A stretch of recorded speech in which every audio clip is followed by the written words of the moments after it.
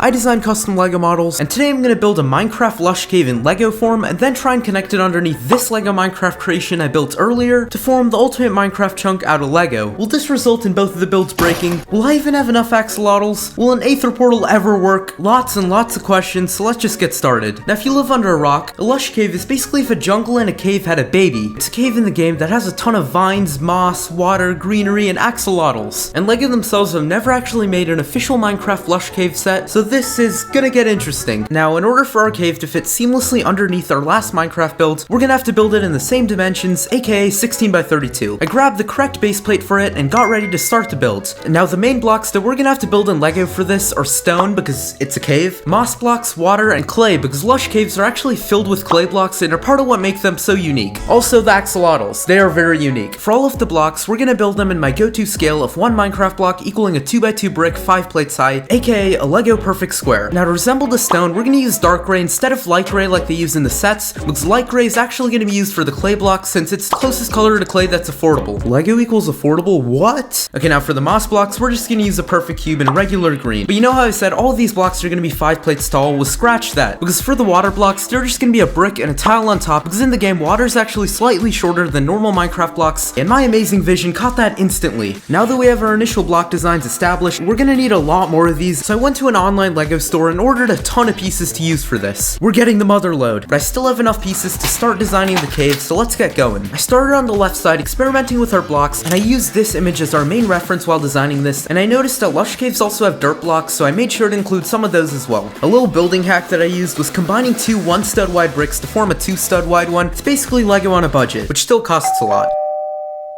Yes! All of the pieces we ordered previously have finally arrived. Let's crack them open. Flight test.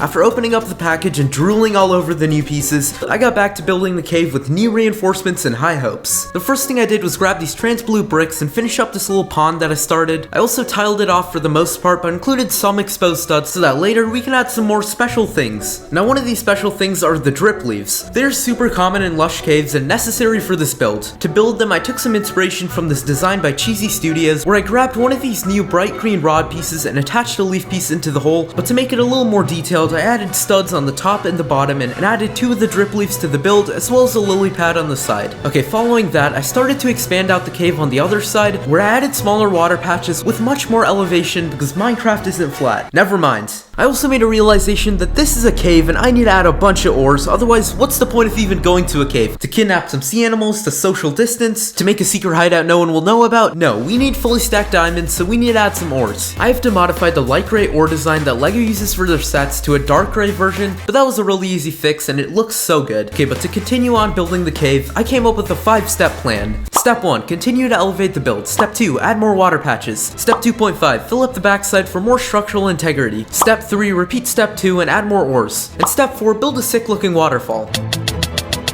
But after doing all the steps, the build is already looking super sick, but now we need to complete the build by adding the back walls and just adding a ton of height to the build so it can actually look like a cave. I flipped the cave around and started from the back so that we can give it strong structural integrity. For the walls, I used a bunch of these tall panel pieces I just ordered, and oh my god, these pieces, it was love at first sight. I mainly used stone for the walls, but I made sure to sprinkle in some more ores because they are literally everywhere in Minecraft nowadays. I mean, have you been in a cave? Finally, I built the right side up to the max height I wanted the cave to be at, but it was very challenging to get the Minecraft geometry correct by using a mix of plates and bricks while still conserving parts. I also included some of these bricks with studs on the sides so that later we can add some block sections sticking out and curving into the top to make it have depth and look like an actual cave. Then I moved to the other side and pretty much repeated the same steps, except this time I included this clay pillar that extruded out of the wall to add more depth. Then after elevating the cave completely, I added our first vine underneath this plate that stuck out of the wall. It's a small one, but we're gonna deck this build out with those vines and make it really look like a lush cave later on.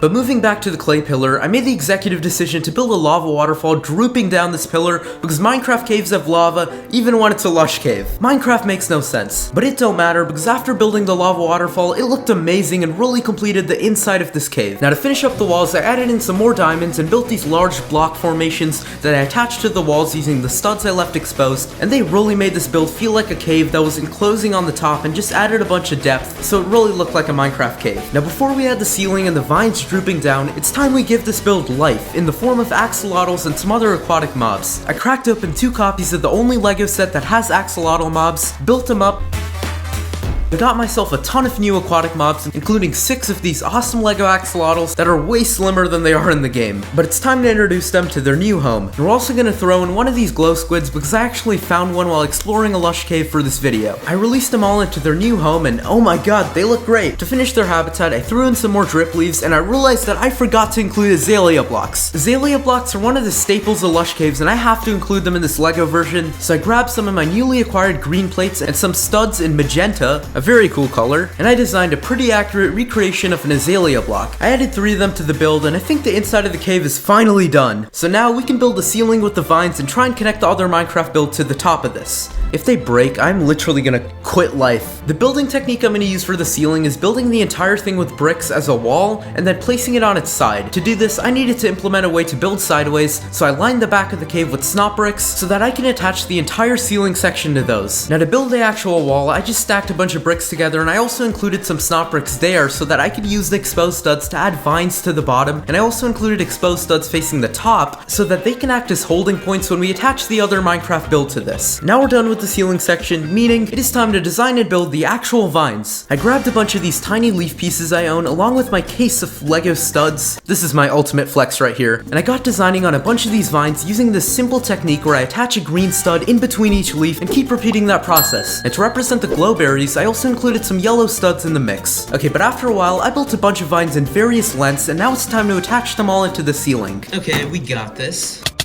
Okay, now they're all in, but before we attach this to the cave, there's one more addition that we need to include. Another iconic part of a lush cave, a spore flower. I ordered one of these magenta flowers earlier, but it's a really weird piece because it has exposed studs on the back side. So to attach it to the ceiling, I used this illegal building technique and shoved a stud in between the studs of the piece, and then another transparent round piece to that construction so that the whole thing can attach to a snot brick on the ceiling. Now, it's the moment of truth. Let's attach our ceiling. Yes! It attached smoothly, meaning that the build finally looks like a complete lush cave.